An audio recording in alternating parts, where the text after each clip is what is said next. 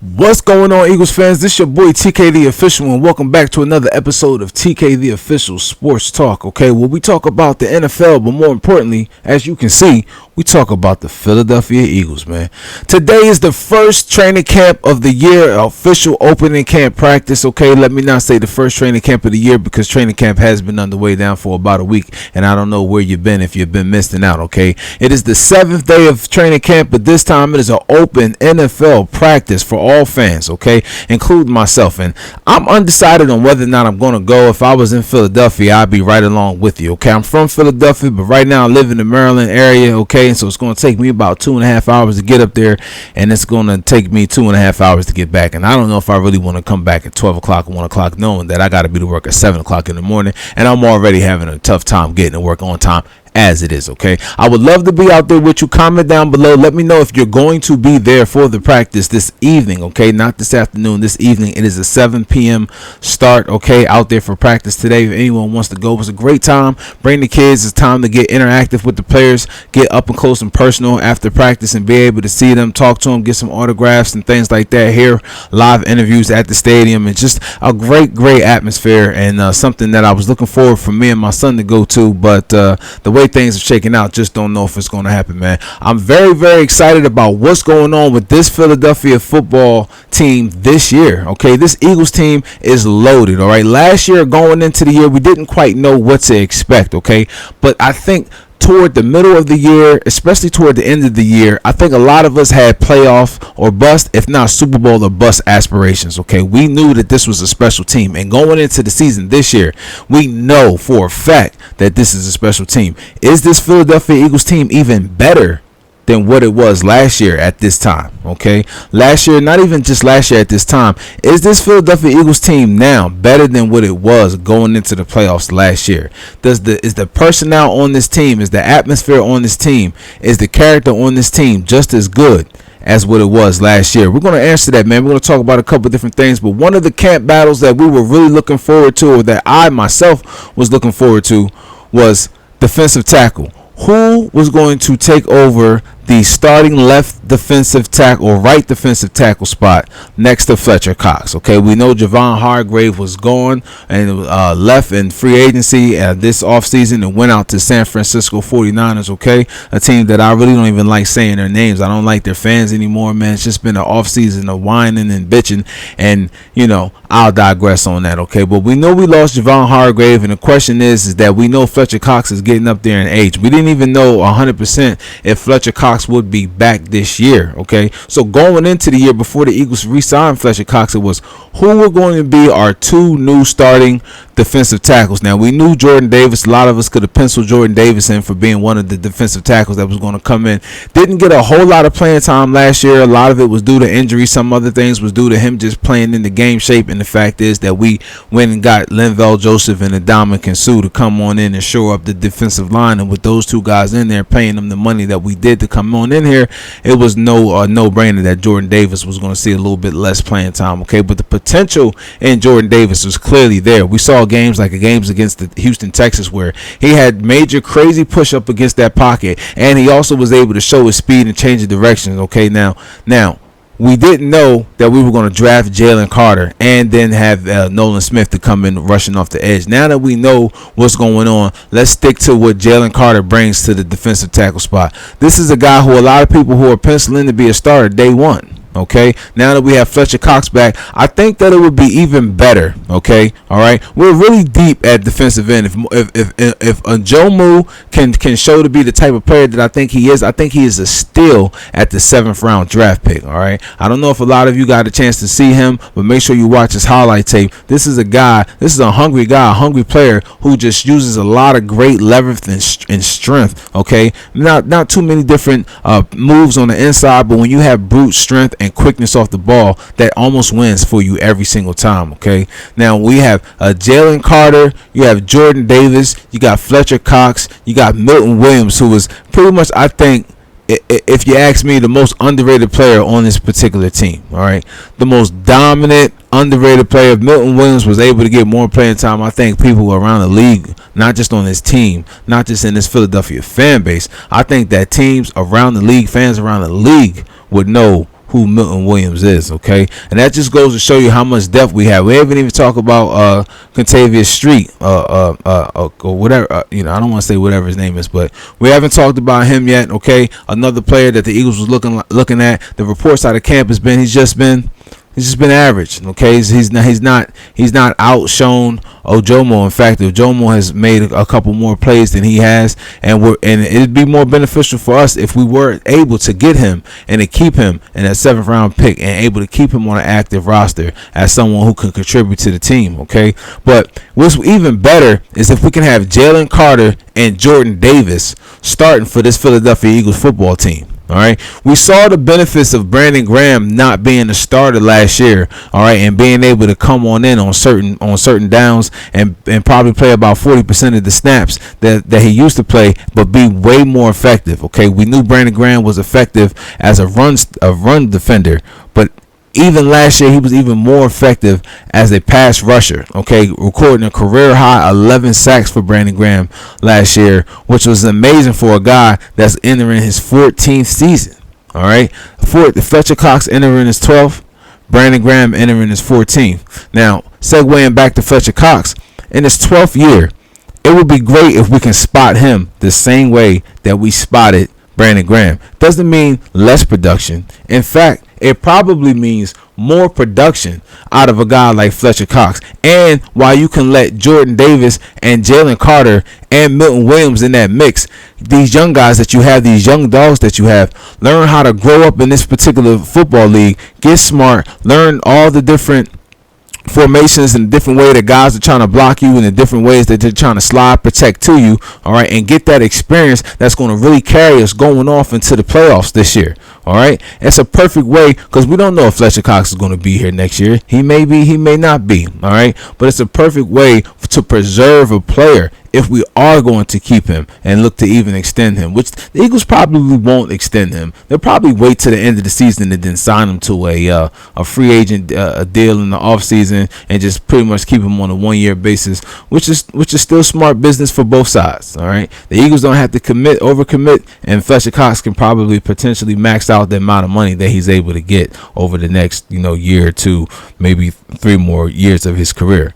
But has there been a more dominant defensive tackle over the last 11 to 10 years than Fletcher Cox? I mean, let's be real, okay? We know about some of the other players. We know about Aaron Donald, how we speak about him, and we know about Jonathan Allen and some of the other players that we talk about that's holding it down in the middle of the line, okay? But a 10-year span.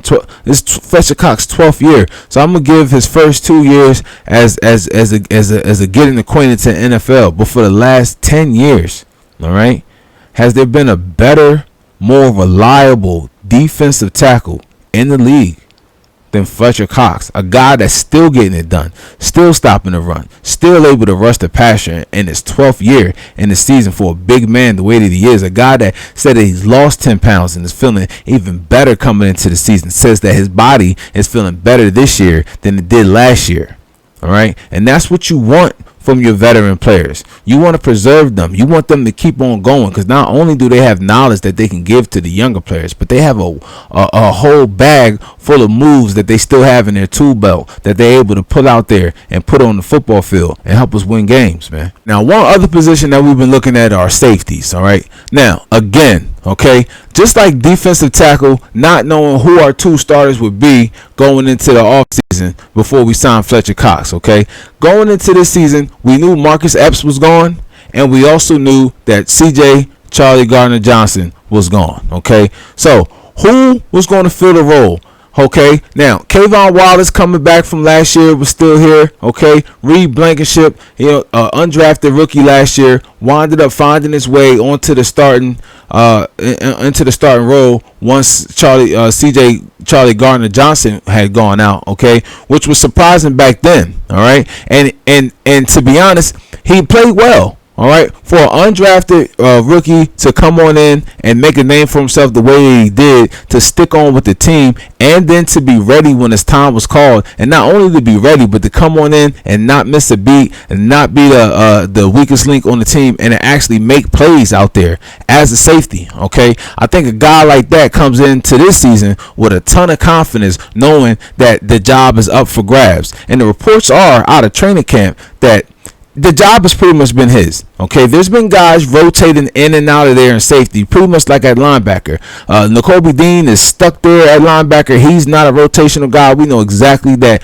he's going to be playing his role, and it seems to be that Reed Blankenship is going to be doing the same thing. Okay, which is probably a surprise to some of us that it's not an open position, but the Philadelphia Eagles really like Reed Blankenship there, which makes me confident, because if they really like him and he played the way that I saw him play last year, means that he probably took it into the offseason to make his game even better, and he's a guy that they feel like they gotta have. All right, and if it's like that, then I'm good with that. Now, for the other safety spot, we're not quite sure who that's going to be. A lot of guys rotating in there, from Terrell Edmonds to Sidney Brown to Kayvon Wallace. Okay, even seeing the Eagles run some 3 safety sets out there. Okay, which I'm in favor of. If you're not quite sure who the other linebacker is going to be opposite Nakobe Dean, if it's not going to be a player that you're confident in, or if Nolan Smith is not a player that you feel like can play that position a little bit for you, then just go with the 3 safety look. All right, go with a safety that can play down in the box, because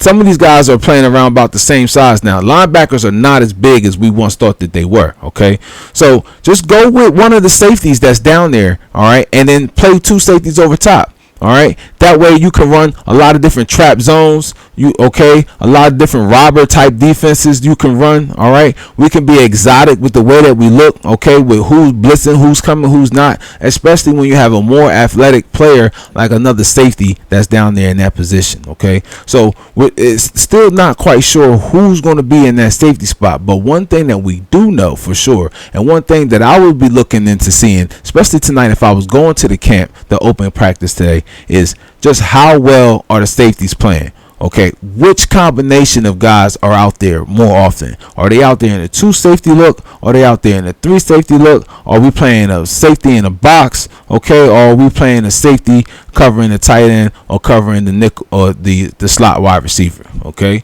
because we want to be able to devote guys to the pass rush. If one thing stays consistent about this defense, and it's the fact that they try not to blitz as much, but maybe more or less disguise the coverage and disguise the front so the teams can't figure out exactly what the blocking scheme is. We want to be able to send as many guys as we can, which is 4, if not 5, and not suffer in the back end on the coverage area. So having another athletic safety does that. Will it be Sidney Brown?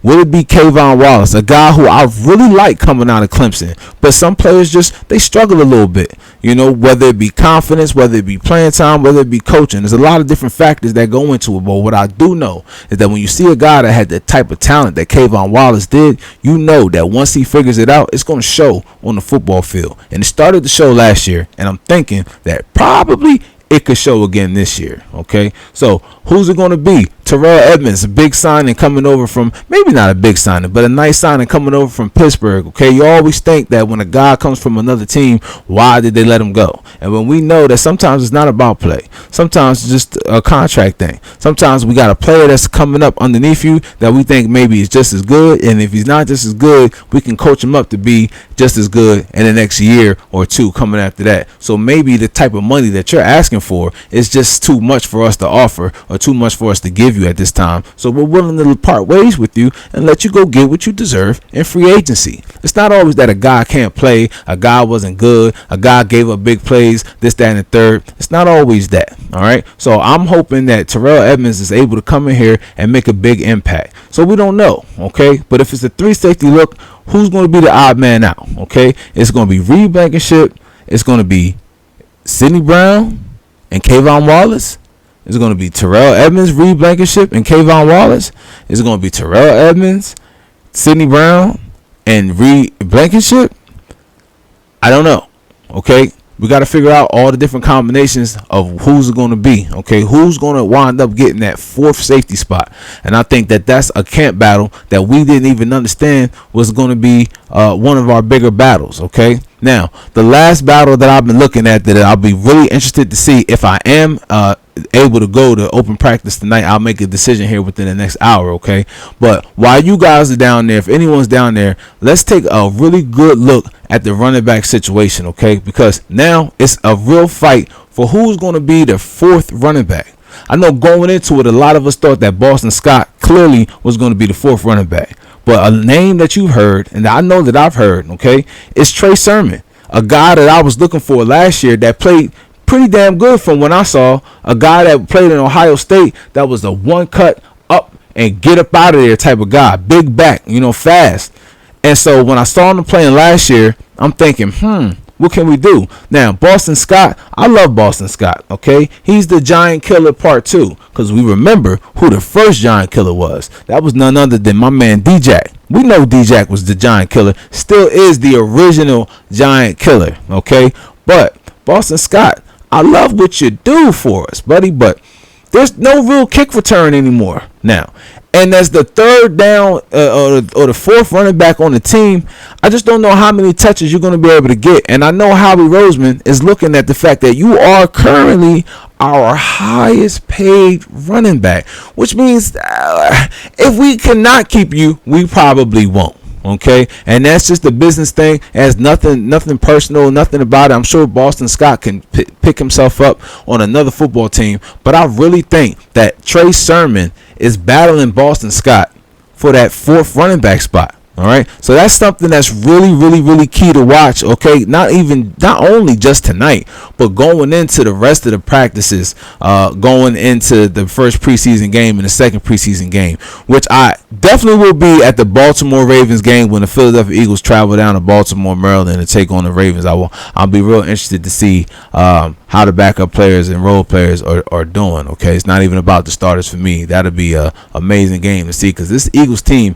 has a lot of depth on it. A lot of players on this team that won't be able to make this team will really have a legitimate chance at making some other rosters. That's just no doubt about it right there. Okay, no doubt about it. But I'll be interested to see who is getting more carries.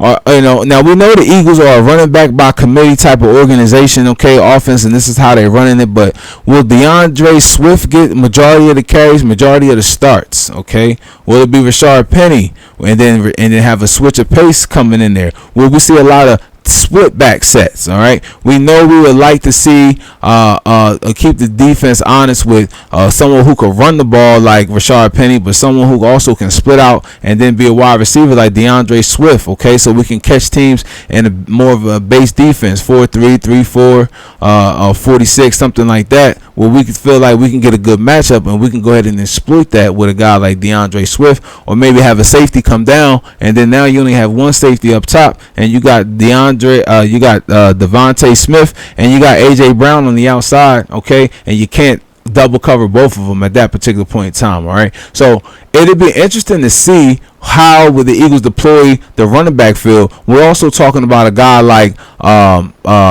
what's my man here? Okay, the name is Kenneth Gainwell. Okay, Kenny Gainwell, he's earned his playing time. He's earned touches, to be honest with you. All right, the only guy on this team that played in the Super Bowl last year, because I'm not quite sure that Boston Scott got any touches last year as far as from a running back. Okay, I can't remember exactly.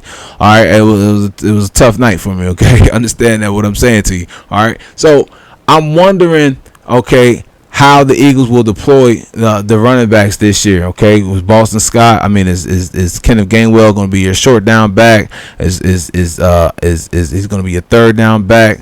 Will we see a backfield with both DeAndre Swift and Kenneth Gainwell? Okay, and you don't know which one of those guys are going to flex out. Okay, maybe you flex them both out and drop Jalen back. Okay, and do something off that QB draw, or quick throw, a play action pass, whatever the case may be, pop, whatever, a screen, all kind of different combinations that the Eagles can do out of this. All right, and then the other, last but not least, camp battle that I was really interested in going into this training camp this year was the right guard spot. All right, we talk about Tyler Steen, we talk about Cam Jurgens, and who was going to battle for that spot. Well, it seems as though it hasn't really been much of a battle. Okay, it seems as though Cam Jurgens has been penciled in pretty much at that right guard spot, and why not?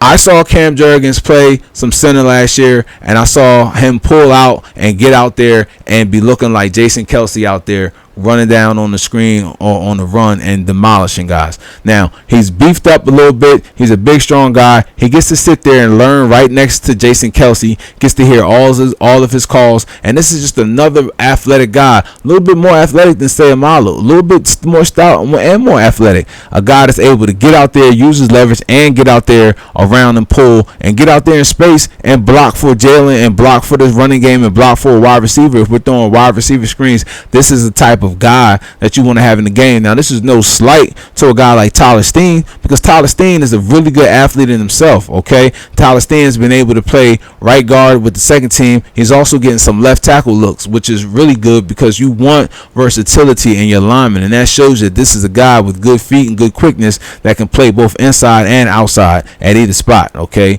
and not only can he play either spot, he can play either side of the line. All right, and he looks real mature answering questions. I saw him take a couple questions the other day, and that's one thing that I've been really impressed with this rookie class, to be honest with you, is how mature these guys are. Okay, and rightfully so, because you're talking about guys from places like Alabama, places like Georgia, right, who are used to winning. All right, where winning is the standard. Okay, when you grow up, where you take care of your business, when you understand, okay, you got class time and you got study time and then you got football time. Okay, all right, you got to study your playbook, you got to study your homework, you got to get in there, you got to put in the work each and every day, and there are no days off, and we expect excellence out of you each and every time. I love the culture that is here, okay, in Philadelphia, which is why I really want to come to this open practice today. All right, because I want to see these guys up close and personal, and I want to see them compete. I want to see the competition level, okay?